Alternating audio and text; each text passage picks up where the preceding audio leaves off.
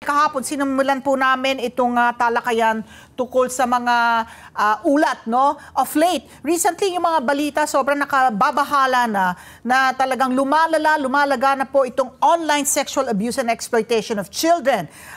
Para lang mailatag natin, kanina pinag-uusapan namin ni Patpi itong nahatulan ng isang French court itong pedophile na si Bouchalem Bouchiba. Ilang taon siya? 59?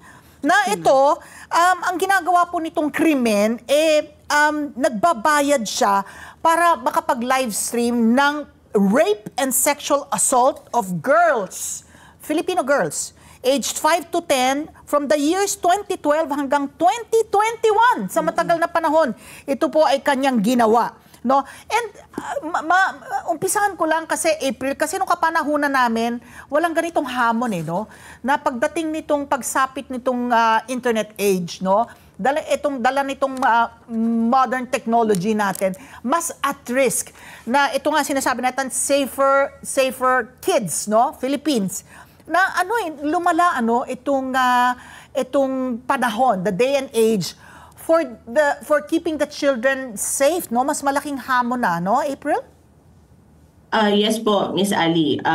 Actually, yung Philippines po, we rank second globally, so sa buong mundo, in online sexual exploitation of children. Anong una?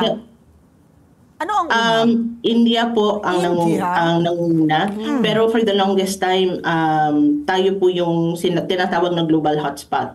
I think last year, tayo naging number 2. But ang dami pong efforts para pababaan pa po tayo. Ayaw po natin na nasa tayo, 1 or 2, hindi po acceptable yun. Our data show that almost 500,000 children were trafficked for online sexual exploitation noong 2022. So ganito po kalala ang problema ng online sexual abuse and exploitation. So what do you attribute it to, no? Kung tayo ay number 2 and 500,000 or 500,000 kids nga are victims na of OSAIC, ano po ang kadahilanan nito? Kahirapan lang ho ba? Ano ba yung nakikita po niyong dahilan? Bakit po tayo ay, yun na nga, number 2 po?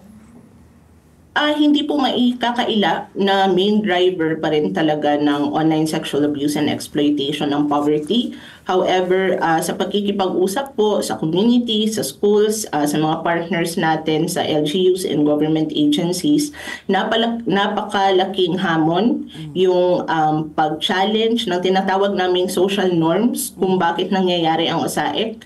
Unang-una, ang dami pong nagsasabi na hindi naman abuse yan kasi hindi naman nahahawakan ang bata. Those are just pictures and videos. So, maraming mga nagsasabi na okay lang yan, hindi naman nagagalaw ang bata, wala namang mawawala sa kanya. And second, there is this thinking na yung pressure sa bata na they have to help the family put food on the table. For example, isa ito sa mga tactics na ginagamit ng parents or any trusted adult, for example, para makumbinsi ang bata na humarap sa camera at sumunod sa instructions ng mga nagbabayad ng ganung content, kagaya nga nung animator na nahuli kamakailan lang. Okay. Ito para applicable din ng law of supply and demand dahil sa dami ng maari mong i-live o i-stream na video o larawan ng child pornography, sa dami. Mura na pwede sa halagang ₱100, no? $2 pwede ka nang makapagpanood, no? Makakita nitong mga malalaswang larawan at video ng mga bata na nire-rape o nakikipagtalik o basta malaswa. So, ang binabanggit kasi, na siya kasi, transnational siya, no? Hindi siya nangyayari within the Philippines. Maaaring mga Filipino children, pero ang bumibili, ang kliyente nasa abroad. Ito nga, sa France, itong si, pangalan niya?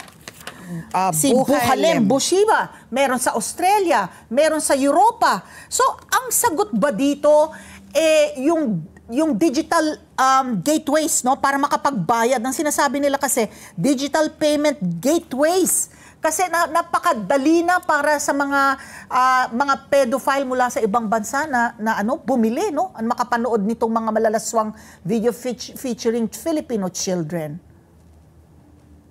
Opo, isa po yan sa challenge din, no? Ang ganda ng technology, ang ganda ng convenience na nabibigay niya sa atin.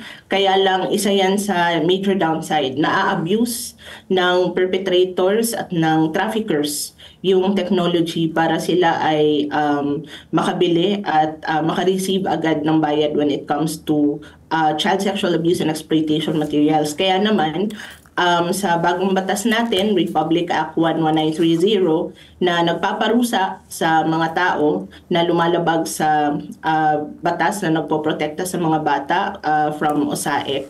Nakalagay doon na dapat pagtibayin yung technologies, no, ng internet service providers, ng mga digital payment systems para po mas mabilis yung pag-detect, pag-track at pag-report ng mga ganitong klaseng transaction. Suspicious transactions po siya na tinatawag kasi hanggat nagagamit po yung kanilang systems and technologies, lagi at lagi pong abuse ito para makapangbiktima yung mga perpetrators ng mga bata. Mga bata po natin. Mga bata natin na sabi nga, even as young as 5 years old, binibiktima na ho nila. So, Miss April, ang mga technology companies ba, tsaka itong mga payment gateways, may pananagutan rin ho ba sila? Or, kumbaga, it's enough lang na ibablock nila, tapos na yun, or i-report nila. Wala ho ba silang pananagutan na in the first place, bakit po na-up yung kanilang site? Or bakit po nagamit po yung kanilang payment gateway para pong magbayad sa isang krimen?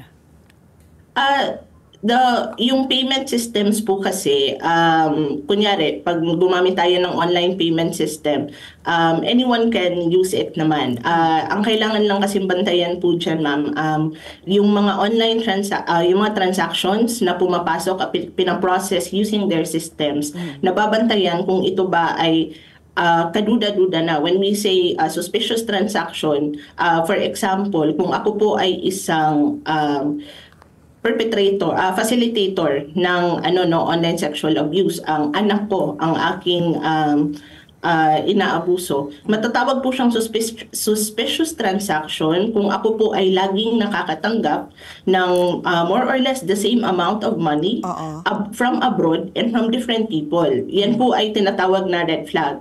So, ang pananagutan po nila ay aside sa pagtibayin ang kanilang systems, they have to report to our authorities na meron pong ganitong transactions na nangyayari. Kasi kaya naman po nilang matrack yun. Isa po yun sa pananagutan nila under the new law. Let's get together. Sunnet 25. Sunnet 25.